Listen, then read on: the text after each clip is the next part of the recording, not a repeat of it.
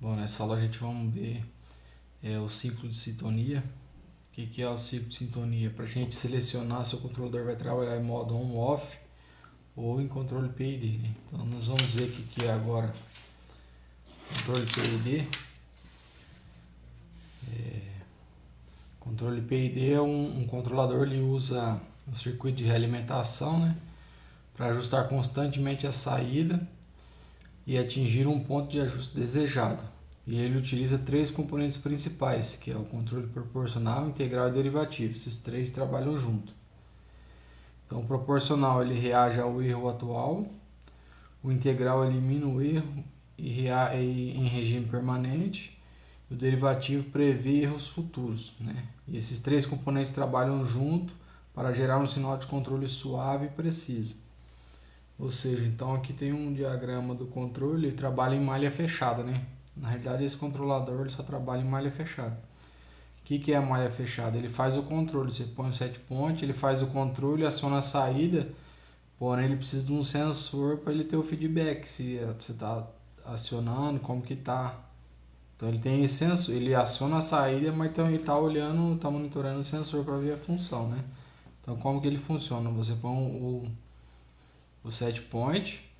O set point ele subtrai, né, a variável de processo, que no caso é o sensor.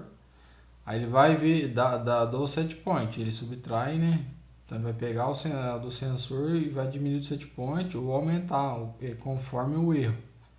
Aí ele vai fazer esse cálculo desses três aqui, do proporcional, integral e derivativo. Ele vai adicionar o cálculo na saída e todo esse cálculo vai dar uma função de transferência. Isso aqui é um cálculo matemático.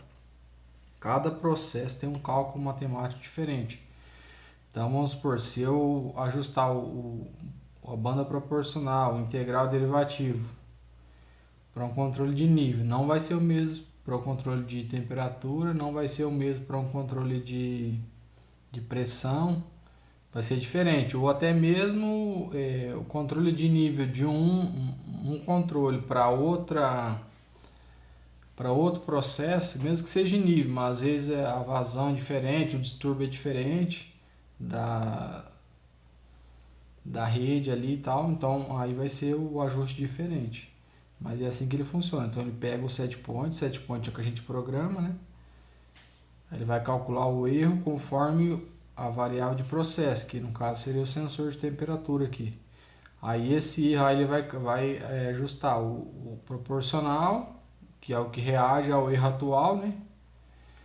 Aí o integral, que é o integral elimina o erro em regime permanente, ou seja, o proporcional ele vai acionar a saída, ele vai ver o erro e vai acionar. Porém, sempre ele vai manter um erro. Se deixar só o proporcional, ele nunca vai chegar num ajuste certo. Sempre ele vai ficar uma oscilação, ele vai ter um erro. Então entra o integral. Nunca vai trabalhar um desses três sozinho, sempre vai ter que ter dois. O integral nunca trabalha sozinho, o derivativo também não. Porque esses dois que trabalham baseado nesse cara aqui, no proporcional. Então ele vai fazer esse cálculo aqui, aí a saída aqui vai ser um cálculo, vai ser a soma do cálculo aqui, vai ser uma função de transferência, que no caso, que vai ser a temperatura do forno, que ele vai acionar a saída ali, a variável manipulada, né? Daí aqui o sensor vai estar vendo, vai estar monitorando. E aqui a gente tem o controle on-off. O controle on-off já é diferente, né? Enquanto o controle PI dele trabalha de malha fechada, ele tem o proporcional, integral, derivativo. O on-off não. O on-off ele tem o sensor, aí tem a variável de processo. Então como que ele funciona? Ele tem o controlador e tem uma esterese e a saída.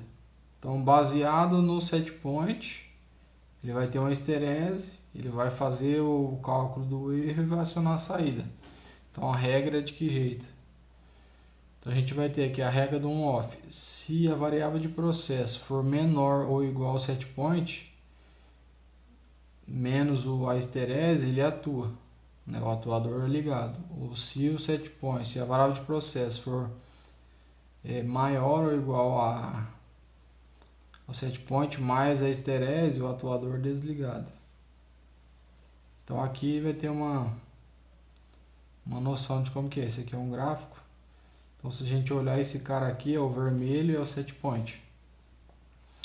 E esse cara aqui é a saída, quando está ligado e desligado. Quando ela está aqui em cima, ela está ligada. Quando ela está aqui embaixo, está desligada. Então vamos supor, o set point aqui está no 150. E o verde é a saída, é a temperatura. Então o que acontece? Ele pegou, colocou o set point no 150. Aí aqui estava desligado, ó. Então aqui ligou a saída. Bem nessa reta aqui. Então a saída subiu. Quando passou daqui, ele vai ter uma esterese ali. Não sei como foi programado. Beleza, mas se foi programado a esterese, ele vai chegar na esterese e ele vai desligar. Aí desligou, ele desceu e tem uma inércia também, né? Por mais, vamos supor que na temperatura você desliga aqui, ainda vai subir. Vai ter uma inércia da temperatura ainda que ele vai subir. Aí vai descer, aí vai baixar, chegou na esterese. Aqui, ó. Ele desligou aqui, ó. Ele baixou, quando chegou aqui na esterese ele mandou ligar. Daí vai ligar, quando chegou aqui ele desligou e aqui ele mudou o set point, né? Então aqui, ó, como ele mudou o set point, ele ligou aqui, ficou ligado até aqui, ó. Então assim o controle vai ser dessa forma, liga e desliga, liga e desliga. Sempre ele vai estar vendo o sensor, né, o erro e o set point. Então ele vai calcular, vamos supor, o set point 150.